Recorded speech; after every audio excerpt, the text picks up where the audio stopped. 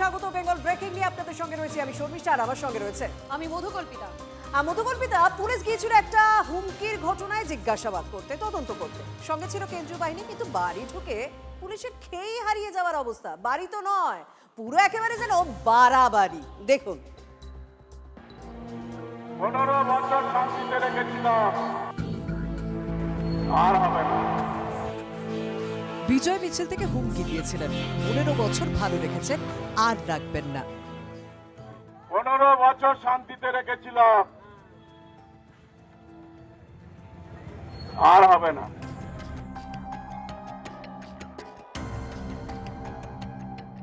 কিন্তু তার বাড়ির ছবি দেখে বাংলার মানুষের একটাই প্রশ্ন, ভালো রেখেছেন নাকি নিজে ভালো থেকেছেন?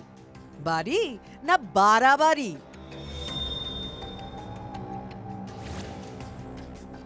নির্বাচনের হলফনামায় তৃণমূল বিধায়ক জানিয়েছেন বাড়ি ও জমি মিলিয়ে তার সম্পত্তি 2,12,50,000 টাকা। কিন্তু এ বাড়ি সে কথা বলে কি? চারদিকে একেবারে আয়েশের কোনো খামতি নেই, বৈদেশিক পাখি, তার পাশে সুইমিং পুল, কি নেই এখানে? এইভাবে এখানে আরাম করার জায়গা, এখানেও ক্যারাম বোর্ড রয়েছে। একেবারে সভা পারিষদ নিয়ে মহারাজারা যেমন বসেন তেমনই পরিস্থিতি, তেমনই পরিকাঠামো এখানে রয়েছে। পুকুরের অদূরে আবার একটা ফার্ম, সেখানেও নিশ্চয়ই পাখি টাখি রয়েছে, এবং এখানে ফাউন্টেন রয়েছে। আমাদের কোনো বিরাম নেই, একেবারে সর্বোচ্চ শীর্ষে পৌঁছে গেছেন এই বিধায়ক। পুকুরটা পেরিয়ে যখন আমরা ঢুকছি তখন খুলে যাচ্ছে আবার একটা দিগন্ত, নতুন একটা বাগান। সেই বাগানে হরিণ, বাঘ ইত্যাদি স্ট্যাচু তৈরি করা হয়েছে, এবং গাছগুলোকে সুন্দর করে ছাটা, একেবারে পরিমিত একটা জায়গা। মানে বিলাসবহুল রুচিশীলতা নিয়ে কোনো প্রশ্ন তোলার জায়গা নেই। দিলীপ মণ্ডল নেই, বাড়িটা আছে। আছে বিদেশি পাখি, বিদেশি কুকুর, সুইমিং পুল, দামি গাড়ি, আর আছে গুহা ঘর। এসে ভিড়মি খেয়ে গেছি। এই যে যেখানে দাঁড়িয়ে রয়েছে, এটা হচ্ছে একটা গুহা। বাড়ির অভ্যন্তরে এরকম গুহা তৈরি করা হয়েছে, সেই গুহার মধ্যে আবার রয়েছে গোপন ঘর। সেই ঘরে না জানি কি আছে, ঢুকতে ভয় করছে, কারণ যেভাবে জিনিসপত্র এখানে রাখা রয়েছে, এবং চারদিকে ছড়িয়ে ছিটিয়ে জিনিস। বাড়ির মধ্যে একটা আস্ত গুহা তৈরি করে ফেলেছেন এই তৃণমূল নেতা, 5 বারের বিধায়ক দিলীপ মণ্ডল। দিলীপ বাবুর দাবি 15 বছর ভালো রেখেছেন। কেমন ভালো রেখেছেন? এই মহাপ্রসাদ থেকে জনতা কি প্রসাদ পেয়েছে? বিষ্ণুপুর বিধানসভার গাববেরিয়া গ্রামের আরেকটা জরাজীর্ণ বাড়ি দেখাবো, এবং এই বাড়িটা কোনো অর্থে বাড়ি বলা যাবে না। একটা প্লাস্টিক দিয়ে একটা ঘর তৈরি করা, তার মধ্যে বসবাস করছেন মানুষজন। এই অবস্থার মধ্যেই থাকছেন? আছি। কিন্তু এই আবাস যোজনার যে ঘর দেওয়া হচ্ছে, সেই ঘর আপনি পাননি কেন? পাইনি বলতে কি বলি বলুন তো, বিভিন্নভাবে এখানে সব যারা মহামান্য ব্যক্তি আছে, এরা সব করেনি, কি বলে, গ্রাহ্য করেনি।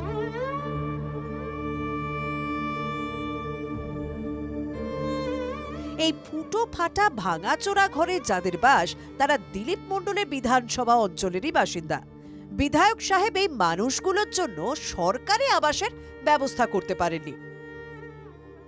বলতে বললো তো দেবো ঘর, নাম লিস্টে নামও নেই, কিছু দেখলাম না। দেবো খালি বলছে, দিচ্ছে না। কি বলছে? বলছে দেবো করে, আর দিচ্ছে না। মানে পার্টির ছেলেরা দেয় না বাবু, আমরা তো ওই জন্য কাউকে বলেছিলেন? বলেছি অনেক। ভালোটা তাহলে বিধায়ক কি শুধু নিজের জন্যই করেছেন? বিধায়ক হিসেবে পাওয়া বেতনে বাড়ি নামের এই বাড়াবাড়িটা কি সম্ভব? দুর্নীতির নতুন কোনো মৌচাকে ঢিল পড়ল না তো? সৌভিক সরকার ও সুমন মহাপাত্রের রিপোর্ট, TV9 বাংলা। দিলীপ মণ্ডল হন বা অন্য কেউ, মামাটি মানুষের কুচো নেতারা রাজ্যের সব মাটিকেই নিজের সম্পত্তি ভাবতেন। দিলীপ মণ্ডলও ঠিক তেমনই, তাই জমির দালাল থেকে জমি মাফিয়া। বিষ্ণুপুরের বাড়ি তো দেখলেন, ফলতাতেও আছে দিলীপ মণ্ডলের আরেক প্রাসাদ। দেখুন।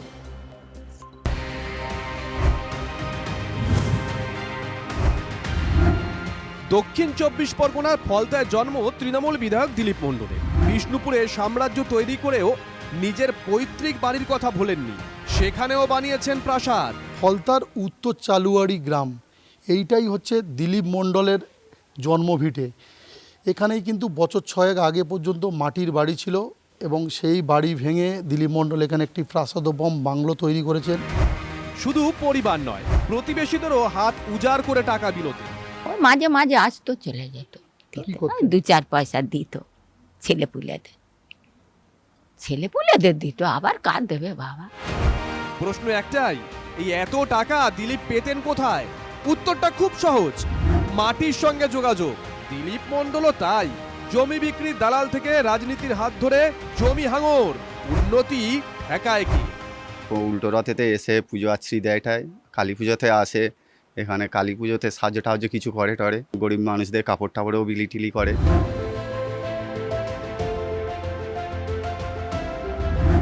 আবাস যোজনায় ঘরের জন্য রাজ্যে একের পর এক গরিব পরিবার হা হুতাশ করেছে। আবাসের টাকা থেকে তৃণমূল নেতারা কাটমানি খেয়েছে, গরিবের ঘর ভেঙেছে, আর তৃণমূল নেতাদের প্রাসাদ তৈরি হয়েছে। লাভ বাড়ি, বাড়িতেই ভালোবাসা উজাড় করে তাক লাগিয়েছেন ভাঙড়ের তৃণমূল নেতা মোদাচ্ছের হোসেন।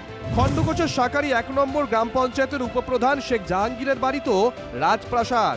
কলকাতা তৃণমূল কাউন্সিলর অনন্যা চট্টোপাধ্যায়ের হাতি বাড়ি নিয়ে তো কম চর্চা হয়নি। নন্দীগ্রামের তৃণমূল নেতা শেখ সুপিয়ানের জাহাজ বাড়ি দেখে চমকে গেছিলেন খোদ মমতা বন্দ্যোপাধ্যায়।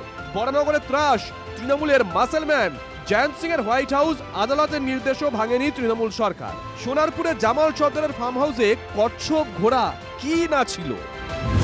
যে নেতারা থাকতেন ভাঙা বাড়িতে তাদের প্রাসাদ তৈরি হলো, আর সাধারণ মানুষের ভাঙা বাড়িটা আরো ভাঙলো। যারা দাবি করছেন ভোট লুট হয়েছে, তারা এই মানুষগুলোর মুখের দিকে তাকাতে পারবেন তো? এই ভাঙা ঘরে যে স্বপ্ন লুট হয়েছে তার উত্তর কে দেবে? মা মাটি মানুষের নেতারা। Bureau report, TV9 Bangla. আসুন এবার আপনাদের ভালোবাসার রাজপ্রাসাদে নিয়ে যান। ওটাও তৃণমূল নেতা ভাঙড়ে। TV9 বাংলার ক্যামেরায় ধরা পড়েছে তৃণমূল নেতার প্রাসাদোপম বাড়ি। কাঠারিয়া বাস স্ট্যান্ডে ভাড়া দোকানে কাঁটা তেলের ব্যবসা ছিল মোদাচ্ছের হোসেনের। আর ভাঙড়ের কাঠারিয়া বাস স্ট্যান্ডের পাশেই ওই কাঁটা তেলের ব্যবসা করে এরকম প্রাসাদোপম বাড়ি, চারিদিকে ভালোবাসা ছড়িয়ে। বাস স্ট্যান্ডের 1 কিলোমিটার মধ্যে পর পর 5টি প্রাসাদ রয়েছে এই তৃণমূল কংগ্রেস নেতার। আর প্রত্যেকটি বাড়িতেই রয়েছে লাভ চিহ্ন। প্রধান হয়ে কি এভাবে রাতারাতি কোটিপতি হয়েছেন বোঝাচ্ছে? স্বাভাবিকভাবে এলাকার মানুষ প্রশ্ন করছেন, দীর্ঘদিন ধরেই প্রশ্ন করেছেন, কিন্তু এতদিন উত্তর দেওয়ার কেউ ছিল না। তৃণমূল নেতার এই বিশাল অট্টালিকা তৈরির টাকার উৎস কি? পঞ্চায়েত প্রধান হয়ে সরকারি টাকা 9-6 করেছিল কি মোদাচ্ছের হোসেন? মোদাচ্ছেরের টাকার উৎস তৃণমূল কংগ্রেস কি কিছুই জানতো না? এইসব প্রশ্নের উত্তর এবার হয়তো দেওয়ার সময় এসে গেছে। একজনের কিছুই ছিল না, শুধুমাত্র একজন পঞ্চায়েত সদস্য, একজন পঞ্চায়েত প্রধান। সে 5 বছরের মধ্যে, 5 বছরও লাগেনি, 2 বছরের মধ্যে সে কোটি কোটি টাকার মালিক। সে এসি ঘরে বাস করছে, সে 2তলা বাড়ি করছে, মোজাইক করে বাড়ি করছে, সে পাথর বসানো বাড়ি করছে। এই যে কোটি কোটি টাকা কোত্থেকে আসছে? একজনের কিছুই ছিল না, শুধুমাত্র একজন পঞ্চায়েত সদস্য, একজন পঞ্চায়েত প্রধান। সে ভাঙড়ের তৃণমূল কংগ্রেসের নেতা তথা ভোগালী 2 গ্রাম পঞ্চায়েতের প্রাক্তন প্রধান মোদাচ্ছের হোসেনের এই বাড়িগুলি লাভ বাড়ি হিসাবে পরিচিত। একটি বা দুটি নয়, মোট 4টি লাভ বাড়ি আছে তৃণমূলের এই নেতার। বাড়ি নির্মাণের জন্য বিপুল পরিমাণে অর্থ কোথা থেকে এসেছিল উঠছে প্রশ্ন। বিরোধীরা দাবি করছেন এই অর্থের উৎস তদন্ত করে জানা হোক। সত্যজিৎ মণ্ডল, TV9 বাংলা, ভাঙড়। শুধু মোদাচ্ছের হোসেন কেন, তৃণমূলের প্রত্যেক প্রায় নেতা, তিনি স্বর্গত মোল্লা থেকে শুরু করে এসআইডি শুভ থেকে শুরু করে এসআইডি মোদাচ্ছেরের একাধিক লাভ বিল্ডিং, এবং এই বিল্ডিংগুলো কোথায় থেকে আসলো সেটা আমরা ভালো জানি। সব দুর্নীতিগ্রস্তের টাকা, সাধারণ মানুষের টাকা, সাধারণ মানুষের ঘর দেবে বলে বিভিন্ন রকমের টাকা ওনারা এইসব করে নিয়ে আসে।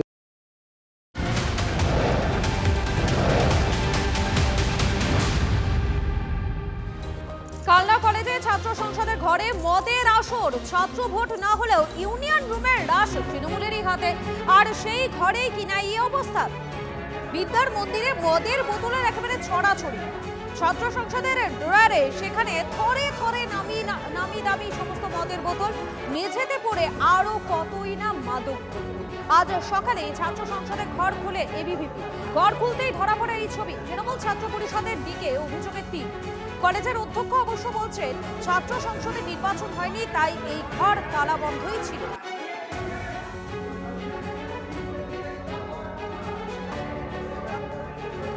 ছাত্র সংসদের খুবই বাজে পরিস্থিতি। সেখানে নানা রকমের নেশা দ্রব্য পড়ে রয়েছে, ভীষণ নোংরাভাবে রয়েছে, এবং নানা রকম নেশাদ্রব্য পড়ে থাকতে দেখেছি আমরা। বলছি কি একটা কলেজে কি এইরকম হওয়া? না, একদমই নয়। কলেজটা যেহেতু একটা শিক্ষাঙ্গন, কলেজটা সেখানে শিক্ষার পরিবেশটা বজায় রাখা উচিত, কিন্তু এটা আমরা যেটা দেখলাম সেটা একটা কলেজের কালচার হওয়া উচিত নয়। আমি গতকালকে বিকাশ ভবন গিয়েছিলাম, আমি শুনলাম যে এই জিনিসগুলো এখানে রয়েছে। ওটা তো লক অ্যান্ড কি থাকার কথা গভর্নমেন্ট অর্ডার অনুযায়ী, যেহেতু ছাত্র সংসদ নেই এবং সে ছবি পাঠাতে হয়েছে। তো এর মধ্যে এই 12 তারিখ 12ই এপ্রিল থেকে 12ই মে পর্যন্ত কোথায় কি হয়েছে সেটা তো জানার কথা নয়। তো আমার নজরে যখন আনা হয়েছে, আমি প্রশাসনেরকে জানিয়েছি পরিষ্কার করার জন্য। প্রশাসন থেকে যদি পরিষ্কার করে তো ভালো, না হলে আমার লোক দিয়ে আমি ওটা যতটা পারো পরিষ্কার করাবো অথবা লক অ্যান্ড কি করে দেবো।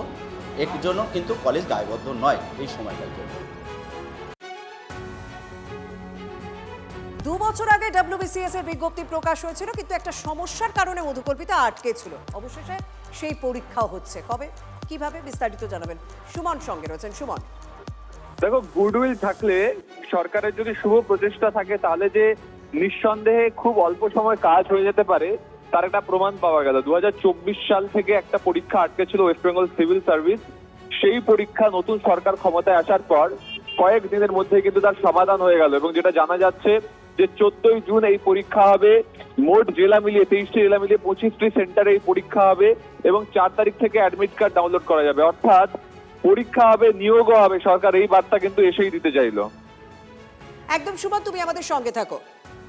এর পাশাপাশি যে আপডেটের দিকে আমাদের নজর রাখতেই হবে, কলেজে কলেজে ঘুঘুর বাসা বন্ধ করতে কড়া এবারে সরকার। ঠিক কি কি পদক্ষেপ নেওয়া হচ্ছে আমাদের প্রতিনিধি সুমন জানাবেন। সুমন, হ্যাঁ, দেখো, তুমি জানো যে কলেজে কলেজে ভর্তিকে ঘিরে বারবার ছাত্র ভর্তিতে বেনিয়ম দুর্নীতির অভিযোগ উঠেছে। কলেজের ছাত্র নেতারা, দাদারা, তারা বারবার টাকা গুছিয়ে নিতেন। গত বছর অনলাইন পোর্টালের মাধ্যমে ভর্তি হওয়ার পরেও চোরাগপ্তা কিছু জায়গায় এরকম ভর্তির বিনিময়ে টাকা নেওয়ার ঘটনা উঠে এসেছিল। তবে এবার যে বিজ্ঞপ্তি জারি হয়েছে, সিএপি অর্থাৎ সেন্ট্রালাইজড অ্যাডমিশন পোর্টালের মাধ্যমে ভর্তি হবে। সর্বোচ্চ বিষয়ে আবেদন করা যাবে 25টি। তার সঙ্গে সঙ্গে কোনো ধরনের টাকার বিনিময়ে ভর্তি হবে না, ভর্তি হবে মেধার ভিত্তিতেই, এবং কোনো পড়ুয়াকে ফিজিক্যালি কলেজে আসতে হবে না। ভর্তি হওয়ার পরে ক্লাস করতে সে পড়তে আসবে। এভাবেই কিন্তু বিজ্ঞপ্তি জারি হয়েছে শিক্ষা দপ্তরের তরফে। ধন্যবাদ তোমাকে।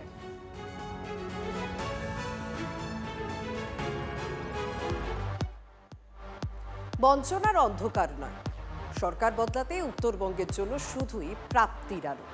বাংলায় প্রথম বিজেপি সরকারে আর এক উজ্জ্বল নজির। স্বাধীনতার পর বিধানসভা স্পিকার উত্তরবঙ্গ থেকে প্রথম পেতে চলেছে বাংলা। তিনি কোচবিহার দক্ষিণের বিজেপি বিধায়ক রথীন্দ্রনাথ বোস। ভারতীয় জনতা পার্টির স্পিকার ক্যান্ডিডেট নমিনেট করেছে আমরা রথীন বোসকে। দল যে দায়িত্ব দিয়েছে সে দায়িত্ব 100% নিজেকে নিবদ্ধ পালন করার জন্য। ভোটে হিংসার অভিযোগে বৃহস্পতিবারই কলকাতা হাইকোর্টে ছুটেছেন মমতা বন্দ্যোপাধ্যায়। এই মমতা মুখ্যমন্ত্রী থাকাকালীনই মাস দুয়েক আগে রথীন্দ্রনাথ বোসের গাড়িতে ভাঙচুর হয়েছিল। কোচবিহার দক্ষিণের বিজেপি প্রার্থীর গাড়িতে তাণ্ডব চালানোর অভিযোগ ওঠে তৃণমূলের বিরুদ্ধে। সন্ত্রাসকে হারিয়ে মানুষের ভোটে বিধানসভায় পৌঁছেছেন উত্তরবঙ্গের প্রতিনিধি রথীন্দ্রনাথ। দীর্ঘদিন ধরে বঞ্চিত উত্তরবঙ্গকে তার মর্যাদা দেওয়ার কাজটা শুরু হলো বদলের বাংলায়। উত্তরবঙ্গের প্রতিনিধি রথীন্দ্রনাথকে বিধানসভার অধ্যক্ষ হিসেবে মনোনীত করল বিজেপি। সব ঠিক থাকলে উত্তরবঙ্গ থেকে প্রথম স্পিকার হতে চলেছেন কোচবিহার দক্ষিণের বিজেপি বিধায়ক। উত্তরবঙ্গের মানুষ ভারতীয় জনতা পার্টিকে যেভাবে দুহাত ভরে আশীর্বাদ করেছে, তারই প্রতিদানে আজকে কিন্তু ভারতীয় জনতা পার্টি আজকে আমাদের সজ্জন ব্যক্তি, শিক্ষিত ব্যক্তি রথীন্দাকে স্পিকার পদে নিয়োজিত করেছে। খুবই খুশির খবর, এবং কোচবিহারবাসী সাথে সাথে গোটা পশ্চিমবঙ্গবাসীর জন্য। 2019 থেকে উত্তরবঙ্গের উত্তর বিজেপির পক্ষে 26এর মহাযুদ্ধে সর্বকালীন সেরা ফল করেছে বিজেপি। উত্তরবঙ্গের 54টি বিধানসভা আসনের মধ্যে 40টিতেই উড়েছে পদ্মের পতাকা। সেই উত্তরবঙ্গকে গুরুত্ব দিয়ে নিশীথ প্রামাণিককে উত্তরবঙ্গ উন্নয়নের পাশাপাশি দেওয়া হয়েছে ক্রীড়া ও যুব কল্যাণ দফতর। সেই উত্তরবঙ্গ থেকেই বিজেপি বেছে নিল স্পিকারকে। এই পথটা চালানোর জন্য রাজনৈতিক অভিজ্ঞতা এবং উচ্চশিক্ষারও কিছুটা দরকার রয়েছে। চার্টার্ড অ্যাকাউন্টেন্ট এবং এই ধরনের মানুষকে আমরা মনোনীত করতে পেরে আমরা সকলে খুশি। পেশায় চার্টার্ড অ্যাকাউন্টেন্ট রথীন্দ্রনাথ দীর্ঘদিন দেশের নামী চার্টার্ড ফার্মে কাজ করেছেন। আরএসএস এর সঙ্গে যুক্ত পারিবারিকভাবে। বিজেপির উত্তরবঙ্গ বিভাগের আহ্বায়ক হিসেবেও দায়িত্বপ্রাপ্ত। এবার 23,284 ভোটে জেতেন কোচবিহার দক্ষিণ থেকে। তার বায়োডাটায় আরেকটি উল্লেখযোগ্য দিক হল প্রধানমন্ত্রীর 56টি বক্তৃতার সংকলন। এবার রাজ্যের আইনসভায় জনপ্রতিনিধিদের সামলানোর গুরু দায়িত্ব। ভোটাভুটি হলেও তাঁর জয় নিশ্চিত। এসবের মধ্যে অনেকে মনে করিয়ে দিচ্ছেন শেষ 5 বছরে কথায় কথায় তৎকালীন বিরোধী দলনেতাকে সাসপেন্ড করার প্রসঙ্গ। বিজেপি স্পিকার পদপ্রার্থী শুরুতেই বুঝিয়ে দিলেন তিনি কেন আলাদা। ভালো স্পিকার পাবেন, অন্তত বিরোধী দলনেতাকে 11 মাস বিধানসভার বাইরে ফেলে দেবেন। তারা যে অন্যায় করেছে সে অন্যায়ের শাস্তি তারা পেয়ে গেছে, তাদের উৎখাত করেছে মানুষ। আমরা গণতন্ত্রে বিশ্বাস করি, গণতান্ত্রিক প্রক্রিয়ায় সমস্ত কাজ হবে। এখন শিলিগুড়িতে থাকলেও কোচবিহারের দেবীবাড়ি এলাকায় পৈতৃক বাড়ি রয়েছে রথীন্দ্রনাথের। বিধানসভায় অনেক হিসেব মেলানোর দায়িত্ব এবার চার্টার্ড অ্যাকাউন্টেন্টের। সৌরভ, প্রদীপ্ত কান্তি, সুমন কল্যাণের রিপোর্ট, TV9 বাংলা। বিধানসভায় বিরল ছবি। শপথের পরে মুখ্যমন্ত্রী শুভেন্দু অধিকারীর মুখোমুখি কুণাল ঘোষ। মুখ্যমন্ত্রী শুভেন্দুকে শুভেচ্ছা জানালেন কুণাল। পাল্টা শুভেন্দু বললেন, কি শেষ পর্যন্ত জিতে গেলেন তো? দুজনের মুখেই চওড়া হাসি। এরপরেই কুণালকে জড়িয়ে ধরেন দিলীপ ঘোষ। হলো সৌজন্য বিনিময়। বিধানসভায় আজ এক বিরল ছবি দেখা গেল। শপথের পরেই মুখ্যমন্ত্রী শুভেন্দু অধিকারীর মুখোমুখি হলেন কুণাল ঘোষ। মুখ্যমন্ত্রী শুভেন্দুকে শুভেচ্ছা জানালেন কুণাল ঘোষ। পাল্টা শুভেন্দু বললেন, কি শেষ পর্যন্ত জিতে গেলেন তো? দুজনের মুখেই তখন চওড়া হাসি।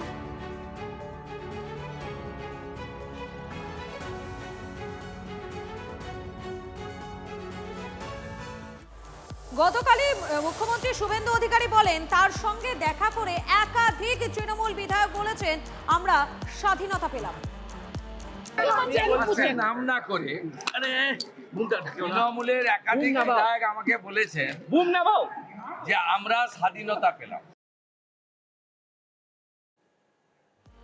আর বিধায়ক হিসেবে শপথ নিয়ে বিস্ফোরক কুণাল ঘোষ। প্রোটেম স্পিকার তাপস রায়ের কাছে শপথ নিয়ে তৃণমূলের একাংশকে তোপ দাগলেন তিনি। তাপসদাকে তৃণমূলে রাখতে চেষ্টা করেছিল। তাপসদাকে ভালো বলায় দল সাসপেন্ড করেছিল।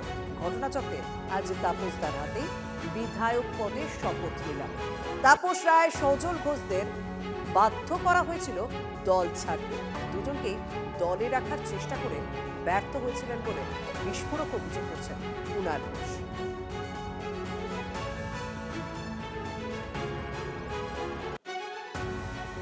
একদিকে মমতা ব্যানার্জির পছন্দের লোকজন, আর কিছু কিছু কারণ ছিল, আমার কারণে যাচ্ছি না।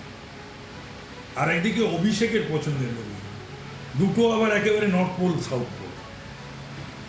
তো এই অরাজনৈতিক লোকেদের, ধান্দাবাজ লোকেদের, স্বার্থপর লোকেদের সেই দলের যা হওয়ার একেবারে সেটাই হয়েছে। লালমাটিতে গেরুয়া ঝড়। দলেরই একাংশকে দুষলেন কাজল শেখ। নাম না করে কাজলের তোপে এবারে অনুব্রত, শতাব্দী থেকে আশিস। বীরভূমের 11 বিধানসভার মধ্যে 6টি আসনে জয়ী বিজেপি। তৃণমূল জয়ী হয়েছেন 5টিতে। বীরভূমের কোর কমিটিকে আরও সক্রিয় হওয়া উচিত ছিল মন্তব্য করছেন কাজল। দলের করুণ পরিণতির জন্য কোর কমিটির সদস্যদেরই দুষলেন কাজল।